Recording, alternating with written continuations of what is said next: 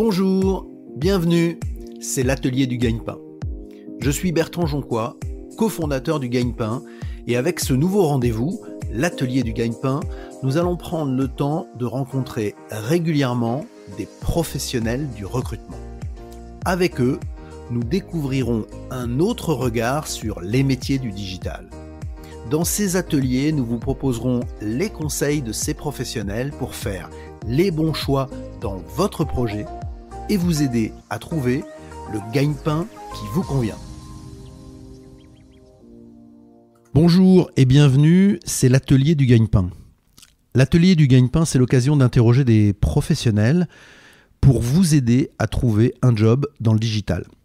Pour ce 4e atelier, nous avons le plaisir d'accueillir Julien Pibouret. Bonjour Julien. Bonjour Bertrand.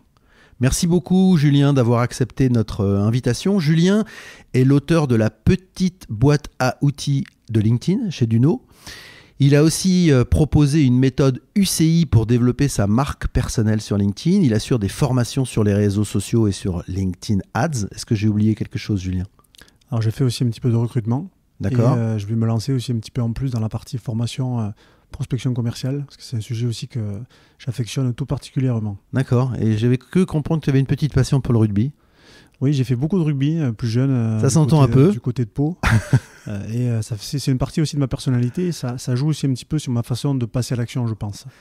Ok, donc le gagne-pain, l'atelier du gagne-pain a pour objectif de proposer des conseils aux jeunes qui nous écoutent pour trouver un job, notamment dans le digital. Et si tu en es d'accord, j'aimerais organiser l'entretien sur 4 sujets. Le premier, c'est quoi LinkedIn ? Le deuxième, c'est comment optimiser son profil LinkedIn, son CV en ligne. Le troisième, c'est comment développer son réseau et ses contacts sur LinkedIn. Et puis le quatrième, pourquoi et comment publier sur LinkedIn. On le fait par étapes. Et si tu es d'accord, on peut commencer par le premier. C'est quoi LinkedIn ? Alors aujourd'hui, c'est un réseau de référence, un réseau professionnel. C'est le premier réseau social professionnel dans le monde. Sur des chiffres vraiment concrets, c'est en France 22 millions de comptes. On peut considérer depuis 2019 qu'il y a chaque seconde entre 2 et 3 comptes qui se créent dans le monde. Donc c'est un passage obligé, je pense, pour construire son réseau d'opportunités professionnelles aujourd'hui. Et qui sont les gens qui sont présents sur LinkedIn ? Alors on a un spectre qui est assez large, mais c'est vrai que les gens qui sont les plus actifs, c'est pas forcément les plus jeunes, ça va être plus les actifs vraiment qui sont déjà entrés dans la vie professionnelle. Donc l'âge le plus présent, le plus actif, ça va être plutôt 30 ans jusqu'à 50 ans. Donc c'est des professionnels de 30 à 50 ans, on va dire, si on veut faire une sorte de portrait robot. Et puis c'est des gens qui, forcément, ont du pouvoir, ils recrutent, ils cherchent des collaborateurs, ils sont dans cette logique-là. Et donc c'est à ça que ça sert, LinkedIn ? Tout à fait. Moi, je crois beaucoup à la dimension business de la plateforme et je pense qu'il faut toujours l'avoir en tête.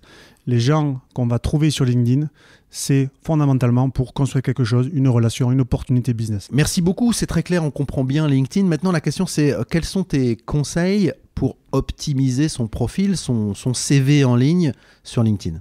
Alors déjà, il faut bien comprendre que sur LinkedIn, il y a une notion de référencement. D'accord ? On peut être référencé notamment sur les moteurs de recherche. Comme sur Internet, il y a du SEO. Tout à fait. Il y a du SEO hors de LinkedIn, du SEO dans LinkedIn. Donc, d'accord. Il faut bien mettre déjà des mots-clés qui correspondent aux métiers et aux fonctions qu'on souhaite atteindre, je dirais, dans lesquelles on souhaite travailler. Donc ça veut dire que déjà, dans ce que tu dis, c'est pas juste un CV. C'est un CV électronique dans lequel il faut comprendre, pas seulement ceux qui regardent le CV, mais aussi la machine qui le regarde. Tout à fait. Pour moi, je crois que le CV n'est pas un profil, le CV est un site internet. Et c'est pour ça qu'il faut montrer ce qu'on peut apporter. Ok. Après, quand on parle de créer son profil, on parle surtout, en tout cas moi j'entends surtout, photo de couverture, titre, descriptif. Qu'est-ce que c'est que tout ça ? Qu'est-ce qu'il faut faire ? Donc moi je recommande 3 piliers sur LinkedIn pour réussir. D'accord ? Au niveau du profil. Il y a le premier pilier, on va trouver tout ce qui va toucher la bannière LinkedIn, le titre et la photo. D'accord ? Il y a le second. Donc ça, c'est ce qu'on voit quand on recherche quelqu'un sur LinkedIn. La grande bannière, la photo de profil et le titre qui résume qui on est. Tout à fait. C'est les premières informations que va voir le visiteur, le recruteur, le décideur. Donc c'est ce qu'on appelle aussi sur un site internet la ligne de flottaison. D'accord, ok. Donc ça, c'est ces premières informations. Ensuite, il y a un deuxième volet sur le profil qui va concerner notamment tout ce qu'on va trouver sur la partie info, la partie sélection de contenu. C'est là il faut donner des informations sur ce qu'on peut apporter, qui on est, qu'est-ce qu'on peut faire. Hein, d'accord. Mettre aussi des appels à action. Et là, on a plus de liberté, on peut dire plus de choses, on a du texte, quoi, globalement. Tout à fait. Okay. On peut montrer aussi des choses qu'on a fait, des portfolios, ne pas mettre que son CV. comme font, je pense, beaucoup de personnes sur LinkedIn. Ça, c'est le deuxième bloc. Et le troisième bloc, c'est toute la partie, notamment expérience, la partie formation et des recommandations. On peut recommander des compétences, on peut avoir aussi des recommandations écrites comme des témoignages sur un site e-commerce. D'accord. Donc là, ça veut dire qu'on est déjà passé en dessous de la ligne de flottaison dont tu parlais tout à l'heure. C'est-à-dire que là, on va décrire ces expériences qu'on sait faire, ces expériences professionnelles, pourquoi pas, ces autres expériences, du bénévolat, du sport, etc. Et c'est une question qui revient souvent parmi les auditeurs du Gagne-Pain. Qu'est-ce que je fais sur mon profil quand j'ai pas beaucoup d'expérience? Qu'est-ce que je mets? Alors déjà, mettre en avant bien sûr les formations qu'on fait. Je parlais tout à l'heure des mots-clés. Ça veut dire que concrètement, un exemple que je donne, moi, c'est quand on suit une formation, on prend le plan de la formation, on prend les modules de la formation, on va noter les mots-clés, les compétences qui reviennent en termes de modules, et on va les ajouter en priorité dans la partie formation. D'accord. Ça, c'est la première chose qu'il faut faire. Et ensuite, quand on manque un petit peu aussi d'expérience au début, il faut commencer à construire, on en parlera juste après, son réseau d'opportunités professionnelles. Et surtout, ne pas avoir peur d'entrer en relation avec d'autres professionnels. Merci Julien. J'aimerais m'arrêter sur les soft skills, ces fameuses compétences douces de comportement. Est-ce que selon toi, pour les jeunes qui nous écoutent, il y a des possibilités sur LinkedIn de montrer ces soft skills ? Alors c'est vrai que dans toutes ces écoles, je pense qu'on a la possibilité de réaliser beaucoup notamment de projets associatifs, de projets aussi concrètement d'entreprises qui viennent solliciter les écoles. Ça, je pense qu'il faut le mettre en avant.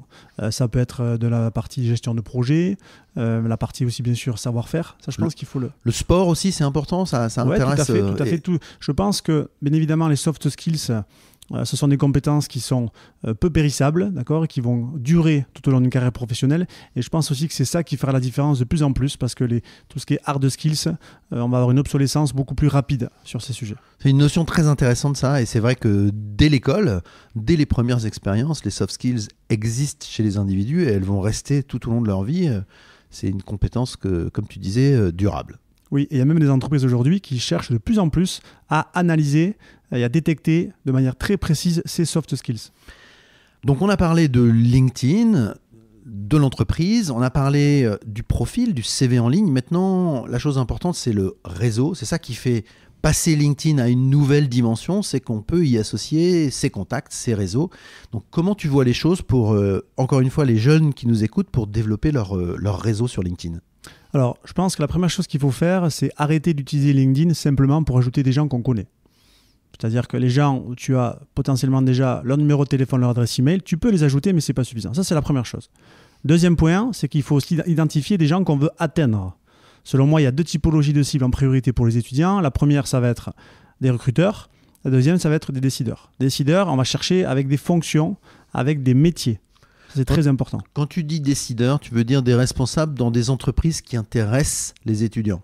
Ils se disent, voilà, cette entreprise, elle m'intéresse, ce métier m'intéresse, je vais essayer de trouver ces personnes-là. Tout à fait. Et sur LinkedIn, selon moi, la plus grande opportunité de LinkedIn, c'est que c'est un incroyable point de contact supplémentaire aujourd'hui. Une fois qu'on a compris ça, à chaque fois que je le montre en formation, les gens sont très surpris, mais LinkedIn, c'est avant tout de la data. Clairement. Et donc, d'une certaine manière, c'est un moteur de recherche de contact. Tout à fait. D'ailleurs, c'est pour ça qu'aussi LinkedIn, dans ses versions payantes, au bout d'un moment, ce qu'on a accès en plus, c'est les recherches illimitées. Oui, je comprends.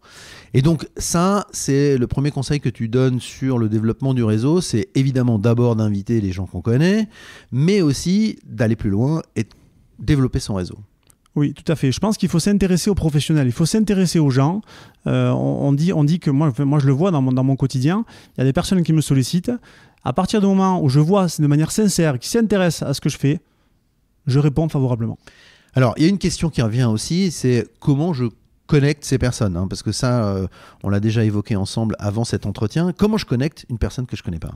Alors, selon moi, on va parler un petit peu de la note personnelle. C'est le petit mot qu'on va ajouter pour se connecter à quelqu'un. D'ailleurs, c'est vrai que ça, il faut vraiment le faire tout le temps. Hein. Moi, je le recommande. Il faut mettre rapidement le point en commun qu'on a avec la personne. Donc, très concrètement, ça veut dire que je n'invite pas une personne sans mettre un petit message pour lui dire pourquoi je l'invite. Moi, je mets toujours un message. Il y en a qui vous diront le contraire, que ça peut fonctionner aussi. Moi, je vous dis de mettre toujours une note parce que c'est le début d'une conversation, c'est le début d'une relation. Oui, et puis c'est aussi un moyen d'engager la conversation. On ne rentre pas dans un bureau sans frapper à la porte. Bah là, c'est un peu pareil. On frappe à la porte et on dit bonjour, on ne se connaît pas, mais j'ai envie de te rencontrer. Tout à fait. Ok, donc ça veut dire invitation personnalisée, et ça c'est assez simple sur LinkedIn, c'est pas très compliqué de trouver, et faire son petit message un peu personnalisé, c'est pas non plus très, très sorcier. Non, il faut se renseigner sur qu'est-ce qu'on a comme point en commun, qu'est-ce qu'on a comme contexte qu'on peut utiliser avec un recruteur. Ça peut être une actualité de son entreprise, ça peut être une conférence qu'on a suivie. Voilà, c'est assez simple, c'est de la prospection finalement, hein, c'est la même chose, sauf qu'on va essayer d'apporter de l'ultra-personnalisation. Moi aussi j'aime votre entreprise, ou moi aussi j'ai envie de travailler dans cette entreprise. Voilà, c'est le genre d'engagement qu'on peut prendre pour connecter quelqu'un qu'on ne connaît pas encore. Est-ce que, selon toi, il y a un volume de contacts qu'il faut avoir dans son réseau? Enfin, quand on est, encore une fois, étudiant et qu'on se dirige vers la vie professionnelle et qu'on a envie de faire un job particulièrement dans le digital, est-ce qu'il y a une notion de volume de contacts qu'il faut avoir? Alors, c'est un sujet aussi, il y a beaucoup d'avis. Moi, j'ai tendance à recommander d'aller chercher au moins 500 relations. D'accord. Je pense qu'à partir de là, moi, j'utilise beaucoup, notamment, on en parlera peut-être un petit peu après, les différents cercles pour faire des recherches LinkedIn. Donc, à partir de 500 relations, un petit peu moins, c'est un petit peu plus, hein, on peut construire des véritables opportunités. Si on ajoute des gens qu'on veut atteindre, c'est toujours pareil. Et parlons des cercles justement, parce qu'effectivement c'est intéressant. Donc le premier cercle, c'est les gens qui sont dans notre réseau, c'est comme ça que ça fonctionne. Donc ceux-là, c'est ceux qu'on a déjà invités, ceux qu'on connaît déjà, les premiers. Parle-nous des autres cercles. Après, il y a le deuxième cercle, le troisième cercle, c'est ça? Oui, alors moi j'utilise exclusivement le deuxième cercle quand je veux atteindre des gens. Là aujourd'hui, je suis en train de rechercher des personnes avec qui je vais collaborer. Donc j'utilise le deuxième cercle. Le deuxième cercle, c'est je ne connais pas la personne, mais quelqu'un de mon réseau peut me recommander, peut me permettre d'atteindre cette personne. Donc tu as une personne en commun avec cette personne-là, et donc tu peux utiliser cette personne pour échanger avec elle. Et donc le troisième cercle, c'est des gens qui sont assez éloignés. Troisième cercle, on ne les connaît pas, notre réseau ne les connaît pas. D'accord. Donc là, on a peu d'opportunités d'échanger avec elle. C'est vraiment... très, très hypothétique. Alors, on peut les ajouter, rien n'interdit, on peut les demander en relation, c'est permis. Mais moi, je pense que c'est des personnes qui vont moins nous identifier, qui vont peut-être trouver ça un petit peu bizarre. Julien, dans l'idée du réseau, on a parlé dans un autre atelier du Gagne-Pain du marché de l'emploi caché. Le marché de l'emploi caché, c'est celui qui ne génère pas une offre d'emploi. Hein. Et donc, il est évidemment important sur LinkedIn puisque c'est un moyen de discuter avec tout le monde. Comment tu vois les choses pour, encore une fois, les jeunes qui nous écoutent? Alors c'est vrai que c'est un sujet important. Je crois qu'on peut considérer que c'est quasiment 60% des offres d'emploi. Moi, je crois qu'il faut être identifié. À partir du moment où on est identifié, à partir du moment où on comprend cette logique de réseau, là, les opportunités qui vont arriver. Moi, j'ai des personnes en formation, en 15 jours, elles trouvent leur stage, mais pas forcément en ayant postulé à des offres de stage. Donc, une fois qu'on a compris ça aussi, ça veut dire que peut-être c'est des choses qui sont un peu moins palpables. C'est une réalité, on ne peut pas dire j'ai postulé à tant d'offres d'emploi, mais il y a des gens qui vont vous identifier, qui vont vous recommander. Moi, c'est comme ça que ça fonctionne pour moi hein, au quotidien. Et le marché de l'emploi caché, c'est un peu ce qu'on dit quand ah tiens, tu connais pas quelqu'un qui saurait faire ça. Bon, bah, sur LinkedIn, c'est assez facile de trouver cette personne qui sait faire ça, puisqu'on l'a mis en avant sur son profil. Tout à fait. Moi, souvent, je prends cet exemple, une personne que j'avais formée qui faisait un petit peu du consulting pour les banques financières, juste en publiant un peu de contenu sur son profil LinkedIn, en montrant un petit peu ce qu'elle faisait, il y a des gens de son premier cercle qui lui ont envoyé des messages. Merci Julien. On a vu donc LinkedIn, on a vu le profil, le CV en ligne, on a vu le réseau LinkedIn. Maintenant, on va voir la publication. Qu'est-ce que ça veut dire publier sur LinkedIn? Alors, publier, c'est être vu, c'est être identifié, c'est être visible de son réseau. D'accord. C'est un avantage compétitif incroyable. Et donc, qu'est-ce qu'on publie? Alors, selon moi, il y a deux méthodologies qu'on peut utiliser. La première, ça va être surtout centré sur le fait de reprendre le contenu des autres. Et la deuxième, plus de manière personnelle. D'accord. Donc, reprendre le contenu des autres, c'est une certaine forme de veille. On va sélectionner des articles, des choses qui ont déjà été dites par d'autres et on va les reprendre à son compte. C'est ça qu'on peut faire pour commencer. Tout à fait. Je suis passionné, admettons, par la data. Je veux être data scientist. Eh bien, je vais reprendre un article par semaine sur mon profil LinkedIn. Je m'engage sur une journée. Je m'engage vraiment. Hein, c'est important hein, de même noter sur son agenda. Hein, et je vais montrer une réflexion ou ce que j'ai appris. Et ça va intéresser d'autres personnes. D'accord. Et tu vas faire ta propre sélection sur le sujet de la data, sur le sujet du e-commerce, sur le sujet du luxe, sur les sujets qui t'intéressent. Tout à fait. Et tu vas prendre cet engagement de le faire assez régulièrement pour que c'est un impact. Il faut s'engager parce que moi, je crois à l'effet cumulé et ce sont les petits pas, petit à petit, qui vont apporter des opportunités. Est-ce que cette publication, par rapport à ce qu'on évoquait tout à l'heure sur les mots-clés, elle a un impact aussi sur les mots-clés? C'est-à-dire, est-ce que le fait de publier beaucoup de choses sur la data va renforcer la recherche qu'on pourrait faire sur un data scientist qui arriverait sur mon profil? Alors oui, ça peut avoir un impact. Ça a un impact parce que LinkedIn, ce qu'il va détecter, c'est est-ce qu'on est actif ou pas, et sur quel sujet. Donc oui, en effet. On a aussi un petit mode sur le profil qu'on appelle le mode créateur. On peut dire, c'est tout nouveau, hein, on peut dire aussi quels sont les sujets qui vont nous intéresser en mettant notamment des hashtags. Donc oui, faut essayer d'avoir une relation aussi avec ça. Mais sur ce sujet de republier régulièrement, il faut le faire avec une certaine régularité, sinon ça sert à rien. Il faut de la discipline. Ça, c'est valable, je pense, partout. Hein. Donc, à part republier, il y a créer du contenu. Oui, on peut aussi créer du contenu propre. Ouais. Et moi, ce que je recommande comme méthodologie, c'est justement d'arriver à détecter dans son quotidien d'étudiant quels sont les éléments que je peux extraire. D'accord ? Donc, par exemple, après une formation, après un atelier, après une conférence, ce que j'ai appris concrètement, et je vais le diffuser, je vais l'offrir, toujours pareil, avec de la réflexion. D'accord. Pour mon audience. Donc là, ça veut dire qu'il y a un travail un peu plus fourni de rédaction, de réflexion pour alimenter du contenu propre. Oui, il y a un travail de création, de rédaction. Je pourrais parler aussi, si tu veux, de ce que j'utilise comme méthodologie pour écrire le contenu. D'accord. Voilà, mais oui, en effet, c'est un contenu qu'on va créer. D'accord. Et alors maintenant, contenu qu'on crée, il y a évidemment du contenu texte, mais il y a aussi du contenu photographique, il y a du contenu document, du contenu vidéo. Tous ces contenus sont disponibles sur LinkedIn. Oui, il y a une variété, une palette assez importante, je trouve, de thématiques de contenu. Je dirais de format de contenu sur LinkedIn. Par contre, n'oubliez pas une chose, moi en tout cas c'est ce que je dis, hein, il faut être bon sur le message. C'est-à-dire que si vous n'avez rien à dire, ne publiez pas. Ça c'est très important. Après, bien sûr, il y a des formats qui marchent mieux que d'autres, hein, notamment le format, on en parlait, format document. Le format texte, ça paraît bizarre ce que je dis aussi, mais le format texte fonctionne. Moi, je fais que quasiment du contenu texte depuis un peu plus de 3 ans, hein, ça marche. Donc ça veut dire que pour créer du contenu, on a quand même une multitude de solutions et pas seulement une solution. C'est aussi ce que je voulais dire tout à l'heure. Si on est sur TikTok, on fait de la vidéo, on fait rien d'autre, quoi. Si on est sur Insta, on fait de la photo. Là, on a vraiment une multitude de contenus, à commencer par le texte dont tu parlais. Donc ça, c'est aussi important de montrer sa créativité. Tout à fait. Moi, ce que je dis souvent, LinkedIn change, LinkedIn pivote. On est sur un réseau professionnel où maintenant, on peut aussi diffuser de l'information. Alors, dans la présentation que j'ai faite de toi tout à l'heure, on parle de LinkedIn évidemment, parce que tu as fait déjà beaucoup de choses sur LinkedIn, tu écris, tu publies, bref, tu es très actif, mais tu as ajouté quelque chose qui me semble intéressant, c'est développer sa marque personnelle. Donc, qu'est-ce que ça veut dire ? Donc là, on est vraiment à l'étape ultime, là, on développe sa propre marque sur LinkedIn. En fait, qu'est-ce qui fait qu'on va s'intéresser à une personne ? Ça va être ses aspérités, ses qualités, ses défauts.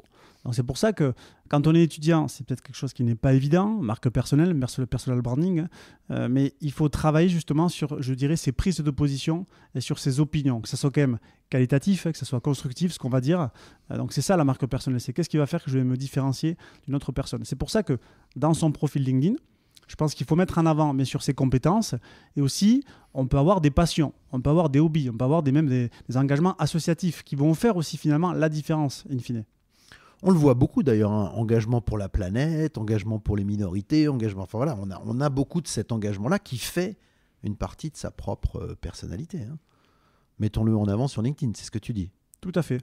On peut avoir un titre LinkedIn où on a d'abord des compétences métiers et ensuite un engagement ou ensuite une passion qu'on peut avoir. D'accord, excellent. Ça montre la richesse de ce qu'on peut faire sur LinkedIn. J'ai une dernière question sur la publication sur LinkedIn. Comment est-ce que ces publications peuvent nous aider à trouver notre futur métier ? Ça a quel impact sur le choix de ce futur métier ou sur la découverte de ce futur métier ? Alors, les publications, encore une fois, ça permet de gagner en visibilité, donc d'atteindre de nouvelles personnes. Et donc, ces nouvelles personnes, si on a bien compris la dimension business de LinkedIn, ça va être des décideurs ou des recruteurs. Donc, ce sont des gens avec qui on va pouvoir échanger. LinkedIn est un point de contact supplémentaire. Donc, le contenu sert à ça. Moi, au quotidien, je rencontre de nouvelles personnes grâce à ce que je fais sur LinkedIn, tout simplement. Julien, pour terminer cet entretien, j'aimerais bien qu'on parle des opportunités sur LinkedIn qui s'offrent suite à la pandémie. Hein. Il y a eu des changements importants dans nos comportements et je crois que là aussi, il y a des changements importants sur l'usage de LinkedIn. Alors c'est vrai qu'on parlait d'utilisation plus importante. Depuis la période qu'on vit actuellement, on a un usage qui augmente des réseaux sociaux. Donc ça, c'est indéniable. LinkedIn fait partie des réseaux sociaux, donc ça veut dire plus d'opportunités, plus de gens qu'on peut atteindre. Ça veut dire que, y compris pour les réseaux sociaux professionnels, l'usage s'est développé suite à la pandémie. Oui, on le constate très clairement, même sur les demandes aussi que je reçois. Il y a des gens qui veulent maintenant prendre le train. D'accord. Allez vite. Tout à fait. Et une deuxième question suite à la pandémie, c'est est-ce que tu constates aussi le fait que de plus en plus de rendez-vous se font à distance, en visio, et ça aussi, ça a un impact, puisque évidemment, c'est plus facile de partager son profil LinkedIn quand on est en visio. Est-ce que tu vois ça ? Oui, je le vois. Moi, même sur la partie recrutement aussi, j'ai déjà fait pas mal d'entretiens en visio avec des candidats. D'ailleurs, je pense qu'il faut se préparer aussi à ça. Ça peut être des choses très basiques, même ne serait-ce qu'un bon matériel et aussi la première impression. Parce que la visio, c'est différent au niveau de l'interprétation qu'on va pouvoir en avoir. Donc oui, c'est un phénomène très important. Donc il faut s'y préparer comme on se prépare à LinkedIn. Exactement. Exactement. Julien, merci beaucoup. Dernière petite chose, est-ce que tu acceptes les invitations qui vont venir des auditeurs du Gagne-Pain pour rejoindre ton réseau ? Et si oui, qu'est-ce qu'il faut qu'ils fassent ?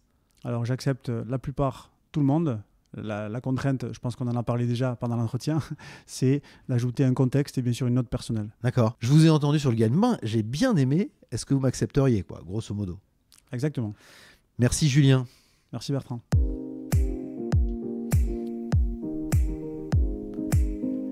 Merci beaucoup d'avoir écouté ce nouvel épisode du Gagne-Pain. Si vous aimez le Gagne-Pain, laissez-nous 5 petites étoiles sur Apple Podcast ou votre application de podcast ou de streaming préférée. N'oubliez pas de vous abonner au Gagne-Pain. Vous pouvez nous écrire, nous envoyer vos suggestions et vos commentaires sur legagnepain.fr.